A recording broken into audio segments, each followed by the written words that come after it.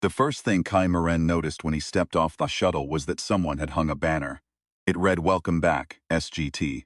Marin in letters that sagged on the left side, because whoever had taped it up had run out of tape and used what looked like medical adhesive. It was the most beautiful thing he had seen in 14 months. Recon Survey Mission Theta 7 had been a solo run. One man, one long-range scout shell, and a communications blackout so complete that the only sounds Kai had heard for weeks at a stretch were his own breathing and the low electromagnetic hum of deep space. He had charted 11 systems. He had eaten 412 identical protein ration packs. He had talked to himself so much that his inner monologue had developed a second voice just to argue back. Ortega met him at the hangar door and handed him a flask without a word. Kai drank. Cheap rye, warm, perfect. "You look terrible," Ortega said. "I feel incredible," Kai said, relatively. Inside the live base, the whole squad had turned out. Bryn, who never showed emotion about anything, actually shook his hand with both of hers. Tam had brought food from off-base, real food, bread and pickled things, and a cake that had not survived the transport entirely intact but had survived enough. Soren Vale stood at the back of the room near the windows, arms folded watching. He gave Kai a single nod when their eyes met. Kai nodded back. That was as warm as Soren got, and Kai had long since made his peace with it. He distributed gifts. He had picked them up on layovers. A carved stone figure from the market on Harith Station, a frequency crystal he had pulled from a magnetized asteroid field near the Cygna Belt, a pressed flower sealed in resin from a world that had no name yet on any official chart, only the coordinates he had entered himself. He gave each one with a small, specific story. Tam cried a little. Ortega pretended she hadn't seen it. Captain Jinno was making a speech about the mission's data value when the alarm went. Not the standard proximity alert, the deep one. The one that meant something very large had just entered orbital range and had not sent a hail. Through the base windows they could see the sky changing. It looked like a castle. That was the only word for it.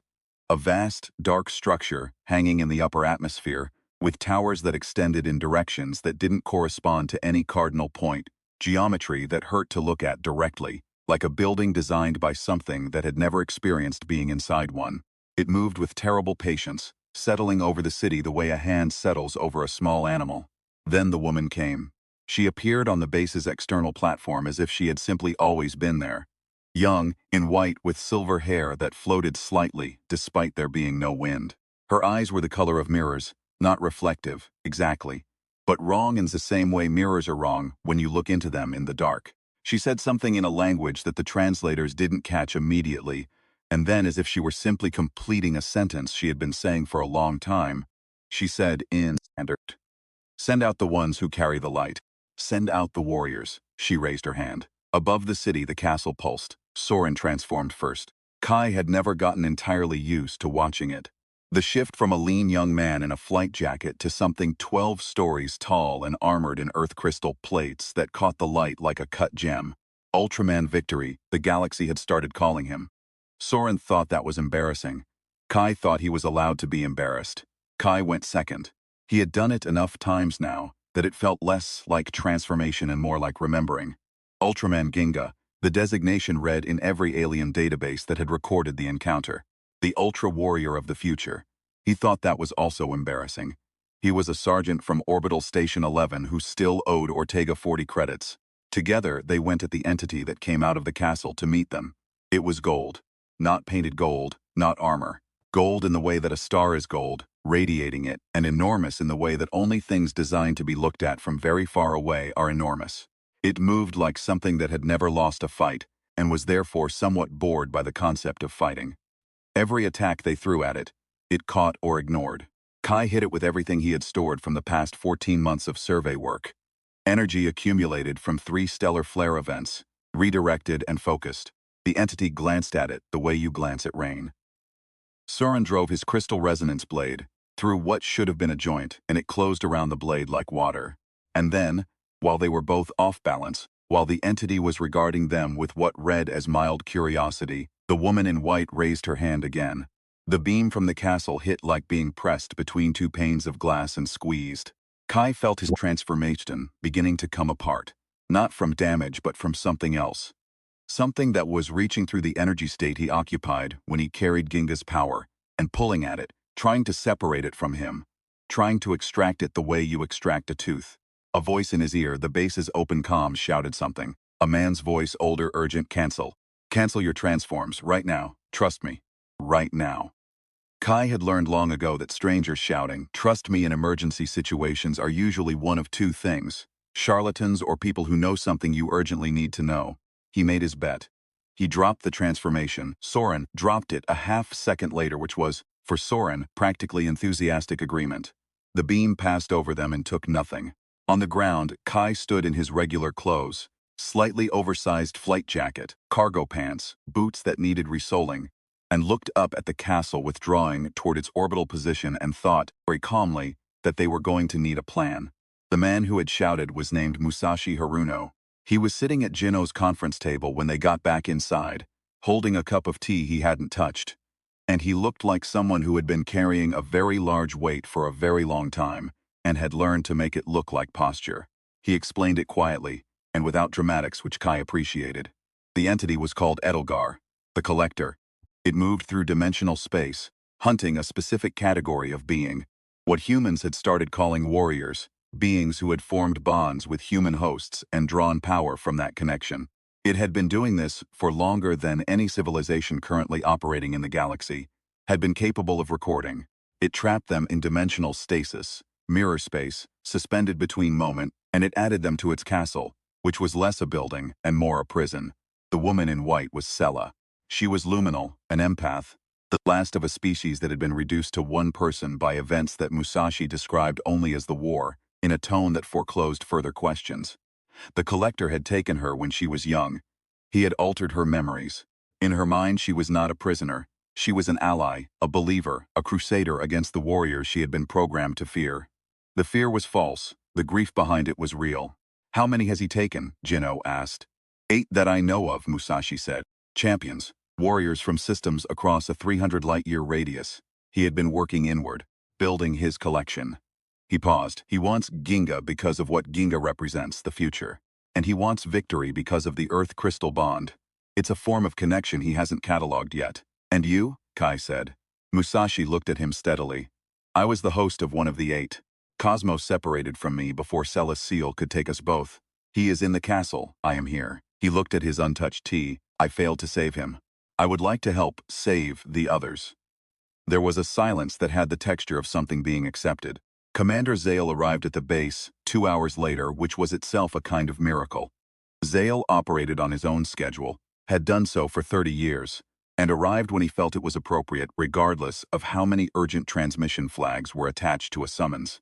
He was a large man, old in a way that looked structural rather than decremental, with a scar that ran from his left temple to his jaw, and an expression of permanent, mild disapproval that Kai had initially found intimidating and now found weirdly comforting.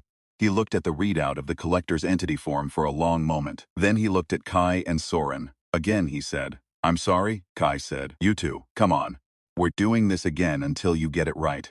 What followed was the most exhausting 8 hours of Kai's life, and his life had included a 14-month solo survey mission, and also previously a ground engagement on Harith Station that he did not like to think about. Zale ran them through coordination drills in the base's lower practice bay. Not transformation drills, not combat drills, but the kind of thing that felt almost insultingly basic until you failed it, which they did. Repeatedly. Soren's problem was that he fought alone, and had always fought alone, and had built up a set of reflexes so deeply grooved that they were practically structural. He covered his own flanks. He hedged his own bets. He fought as if no one else was reliable. Kai's problem, which Zale identified with the precision of someone who had seen it in many people, was that he adapted to everything except being wrong. He was flexible in a fight, creative, good under pressure, but he improvised around obstacles rather than through them, which meant he could not be predicted even by the people trying to fight beside him. "You're both fighting alone," Zale told them, somewhere around hour 5, sitting on a crate while they caught their breath. "2 warriors fighting alone in the same place is not a team. It's a coincidence." "We've fought together before," Soren said. "You've won together before, that's different." Kai sat on the ground and drank from his flask. "What's the difference?" Zale reached over and took the flask, drank, handed it back. "When you win alone in the same place, the win belongs to whoever got lucky. When a team wins, the win belongs to the moment one person trusted the other completely, For 1 second when it mattered. He looked at them both. You've never done that. Not really. He was right. Kai had known it in a general way and had not examined it closely because examining it closely would have required admitting it was a problem. He examined it now. What Zale ran them through after that was simpler and harder. Drills designed not for combat skill but for synchrony. Move on a shared breath. Call what you need out loud. Trust the call. Commit to a line and hold it even when your instincts say pivot. Let the other person be right. Soren got it faster than Kai expected and slower than Soren would have wanted. Kai got it faster than he would have predicted and slower than Zale found acceptable. But Zale found nothing acceptable, which Kai had decided was a pedagogical stance rather than a personal failing. By the 8th hour, something had shifted. It wasn't perfect. It was not even good, but it was real. Meanwhile, the base team had been working on the castle. While Kai and Soren ran drills, Ortega and Tam and Bryn had been triangulating the castle's dimensional apertures, the points where its extra-dimensional structure interfaced with real space. Using the frequency crystal Kai had brought back from the Signa belt, which turned out to be naturally sensitive to the same kind of energy the castle used. They built a mapping of entry points. They found 3 that were less guarded than the others. Musashi sat with them and contributed knowledge from his time inside the castle with Cosmos. The layout was non-Euclidean, but it followed certain logic once you stopped expecting rooms to connect in ways that made architectural sense. He drew it by hand on the base's whiteboard, erasing and redrawing, frowning, getting it more right each time. He moved like someone who had been a soldier once. Kai recognized it in the way he held coffee mugs, in the way he scanned exits when he entered rooms, in the way he stood in doorways for just 1 second before passing through them. Old training, so deep it had become habit. Trained so deep that losing the thing that had made him a warrior hadn't trained it out. You were good, Kai said to him, at one point, not as a question. Musashi looked at him. Cosmos was good, I was lucky to carry him. That's not how it works, Kai said. You know that's not how it works. Musashi was quiet for a moment. I know, he said finally. But it's easier to say. They went in at 0300. The entry point was a shimmer in the air near the castle's lower structure. Not a door, exactly, more a place where the geometry was thin. Bryn's equipment registered it. Ortega went through first, because she always went first and argued with anyone who suggested otherwise. Then Tam, then Musashi, then Bryn with Kai and Soren holding the rear. Inside the castle was cold. Not cold the way space is cold. Cold the way a place is cold when warmth has been deliberately removed from it. The way a room feels different after something terrible has happened in it. The walls were made of something that looked like stone and behaved like something else entirely. They absorbed sound. Footsteps didn't echo. Kai kept wanting to speak just to confirm he still could. The stasis prisons were visible almost immediately, 8 of them, arranged along the main chamber of the castle's interior in a rough circle, each one a column of pale light with a shape suspended inside it. The shapes were human approximate.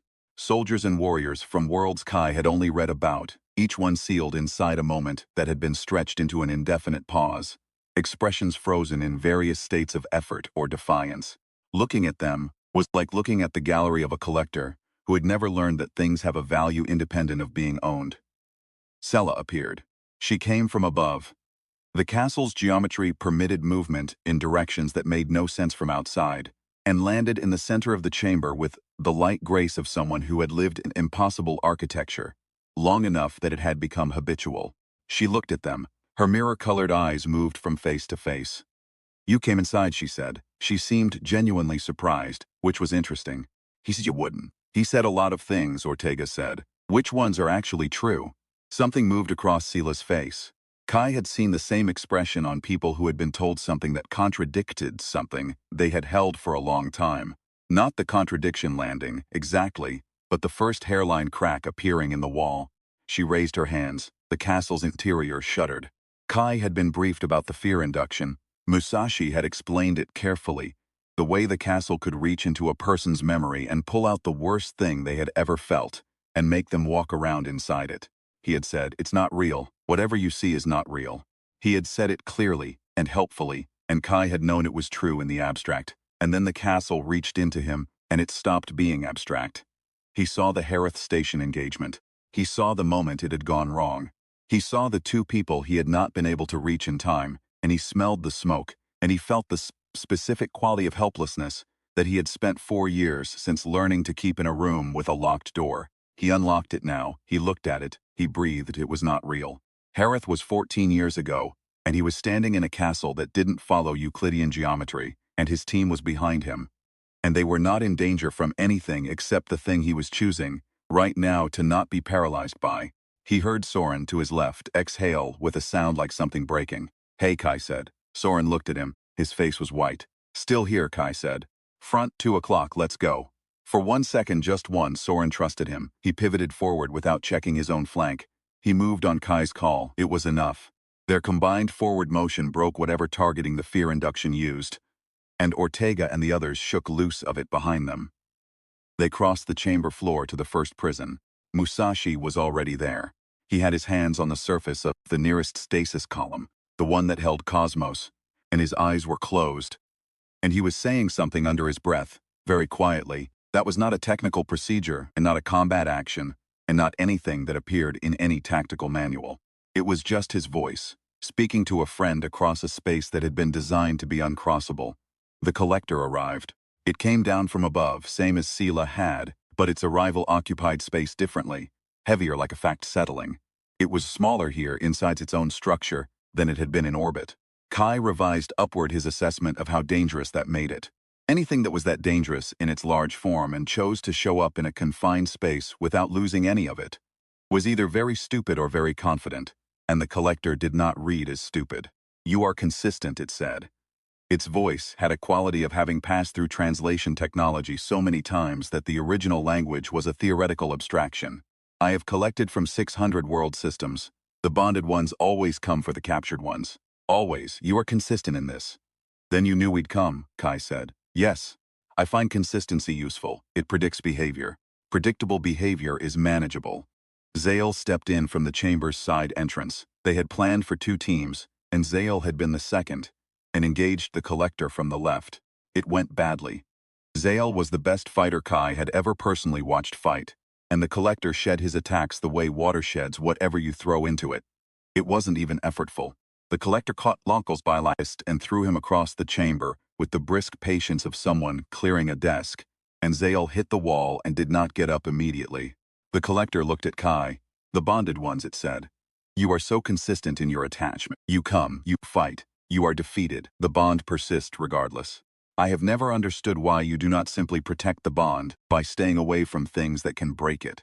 "That's not how bonds work," Kai said. "I know," the collector said, and something in its voice shifted, just slightly, just enough. "I have been trying to understand it for a very long time. I have collected every example I can find, and I have studied each of them, and I do not understand why the bond does not diminish with adversity. Why facing defeat together is not a deterrent but an acceleration." It seemed to find the word imprecise and offensive. "It is not rational." "No," Kai agreed. "It's human." He looked at Soren. Soren looked back. It was the same look they had exchanged in the practice bay at hour 8, when something had shifted. It was the look that said, "I know what comes next, and I'm trusting you." They transformed simultaneously, for the first time, with the kind of synchrony that Zale had said required trusting the other person completely, for 1 second, when it mattered. Outside the castle, the city below would have seen 2 pulses of light rise from the upper structure, gold-white and earth crystal blue-green, and then resolve into 2 figures, enormous and distinct, rising into the upper air. The collector came up to meet them. Below, in the castle interior, other things were happening. Ortega and Tam and Bryn had reached the stasis columns and were working on the releases. Not the mechanical releases, because the columns didn't have those, but the frequency-based disruption that Musa had mapped, using the Signa crystal's properties. It was precise work. Ortega was not a precise person in most areas of her life, but in the areas where it mattered, she was terrifyingly exact. Musashi was with Sela. He had not approached her as an adversary. He had not approached her as a target. He had simply sat down near where she was standing, with the chamber shaking around him from the fight above, and said, "I know what it's like to carry someone else's story as if it's yours." Sela stared at him. "Cosmos showed me," Musashi said. "When we merged, I carried his memories, every bond he'd formed, every human he'd fought for. It felt like mine. It took time to understand which feelings came from me and which came from him." He paused. "The feelings that came from him were not wrong, but they were not mine. There's a difference." "I don't have false feelings," Sela said. Her voice was controlled and certain, and the certainty had the specific quality of something that had been held very tightly for a long time. "I know you believe that," Musashi said. "Can I tell you what I remember of the luminal peoples? What Cosmos carries from his time with them?" Sela was very still. "They were empaths," Musashi said. "They felt what others felt as if it were their own. They were known, in 30 world systems, as the ones who made peace not through negotiation but through understanding. Through standing inside someone else's fear and saying, 'I see this. I am still here.'" He looked at her gently. "You have been standing inside Edelgar's fear of the warriors for a very long time, and you have called it your own. The Victorium necklace that Sakuya wore, which had been vibrating since they entered the castle. No one had fully understood why, pulsed once, hard, like a heartbeat." Sela put her hand to her chest. Above, the fight was going poorly. The collector was fast in its smaller form, and fighting inside its own structure gave it something like a home field effect. It could bend the geometry around them, extend distances, shorten them, create angles that didn't exist. Kai found himself swinging at something that was 10 meters farther than it appeared, and Soren found himself occupying a space the castle rearranged around him. But they were not fighting alone. Kai called it out loud. Left lateral, 3 seconds, pivot. Soren pivoted on the 3 count without looking, without checking, without hedging. He was there when Kai needed him to be there. And Kai held his line in the center, and took 2 hits he could have avoided if he'd pivoted early, because holding the line was what Soren needed him to do. It was not graceful. It was also not nothing. The collector was retreating now, pulling back toward the upper spires, and its retreat had a different quality than the earlier one. Less annoyance, more something that read as unease. Kai had spent 14 months reading the emotional states of empty space for navigational data, which had turned out to be excellent preparation for reading the emotional states of an enemy that wasn't human. The collector was afraid, not of being defeated, of something it didn't know how to predict. Below, Ortega broke the first column.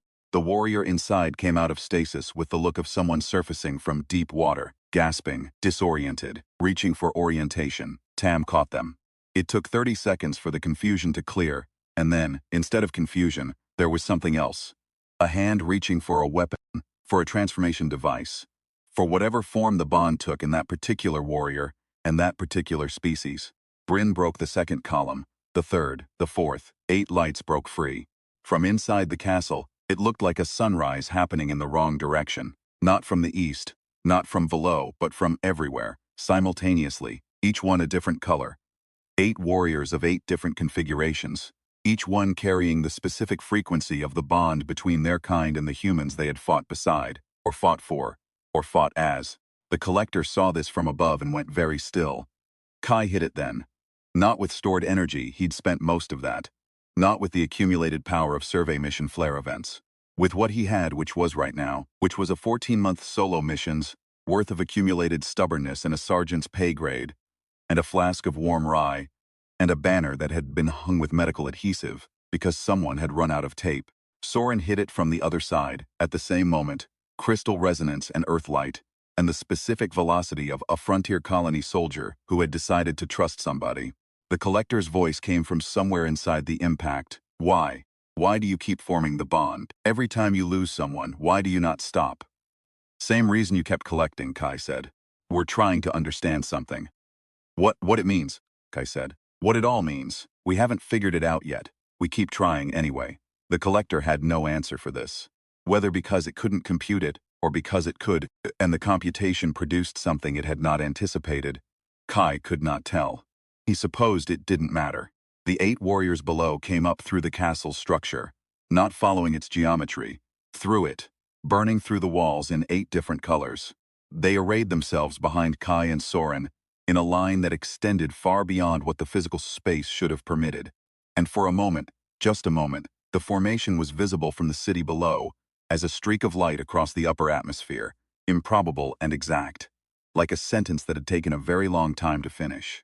Kai looked at Soren. Soren looked back and gave him the same nod he'd given in the hangar bay. Short, certain. The nod that meant I'm here, and I know what comes next and I'm not hedging. The ultra-fusion brace activated. The combined resonance of 10 warriors, 2 human-bonded fighters and 8 freed champions, each one pouring what remained into a single accumulated focus, resolved into a beam that started narrow and widened as it went, not weakening but expanding, the way a statement expands when it's true. It hit the collector in the chest. The collector made a sound that the translation technology rendered imperfectly, something between an inquiry and a concession, and then it was over.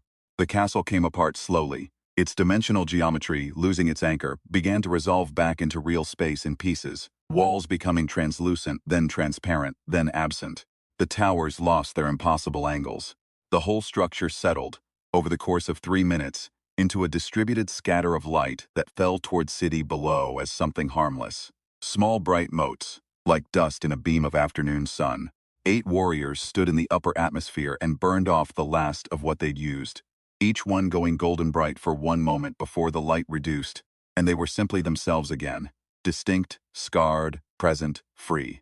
Cosmos found Musashi on the castle floor as the walls came down around them, still sitting near Sella, who was holding the Victorium necklace and crying in a way that looked like it had been waiting a very long time. Musashi stood. He and Cosmos regarded each other for a long moment across the space between a human man and the warrior who shared something essential with him. And then Cosmos touched his hand to Musashi's shoulder, and Musashi put his hand over that, and they stood like that while the castle dissolved around them. It was not a tactical thing. It was not a documented response to any threat condition. It was just 2 people who had been separated by something they hadn't chosen, together again in the space where that separation had been. On the ground, the team was waiting. Ortega had already started a debrief document and then abandoned it in favor of making coffee. Tam was on comms with Command, explaining what had happened in the tone of voice she used, when Command was not going to like the explanation, and she was going to give it to them anyway. Bryn sat on the floor of the hangar bay, with her back against the wall and her eyes closed, looking less like someone resting, and more like someone giving themselves permission to rest, which was different. Zale limped in from the side entrance. The throne wall impact had cracked something in his left shin, which he had decided to address later, and accepted a cup of coffee from Ortega and sat down heavily. Not bad, he said, which from Zale was a substantial endorsement. Kai and Soren came through the main door a few minutes later. Soren walked to the window and stood there looking at the city below, where the castle's light motes were still settling, small and harmless and bright. Kai went to the table and sat down and put his flask on the table in front of him and looked at it. After a moment he picked it up and held it out towards Soren. Soren looked at it. He had the expression of someone who was trying to decide whether the gesture was small enough to accept, without it meaning anything large. He crossed the room and took the flask and drank from it and handed it back. Still terrible, he said. I know, Kai said. Ortega has good taste. Soren almost smiled. It was the kind of almost smile that might, with time and additional evidence that the universe was not entirely hostile, become a smile. Kai filed it as progress. He looked out the window. The last of the castle's light had settled now, absorbed by the city, dispersed into ordinary afternoon. The sky was the color of sky again. The building stood the way buildings stood. The street below had people on it, who were going places, carrying things, not looking up. The remarkable human talent for resuming normal operations approximately 40 minutes after an event that should have been psychologically annihilating. He thought about the collector's last words. Why do you not stop? He thought about the banner with medical adhesive holding up the left side. He thought about Musashi's hand over Cosmos's hand, in the ruins of a prison built by something that had spent longer than human civilization endured, trying to understand what it was looking at. He thought about Zale in the practice bay at hour 8 saying, "It's not the winning. It's the 1 second you trusted someone completely." Outside, an ordinary afternoon was happening. The city did not know what it had just been saved from, and that was fine. Cities didn't need to know. Cities needed bakeries and transit systems and children who ran too fast on pavement. The knowing was for the people who had been in the castle. Kai pocketed his flask. "Debrief in an hour," he said.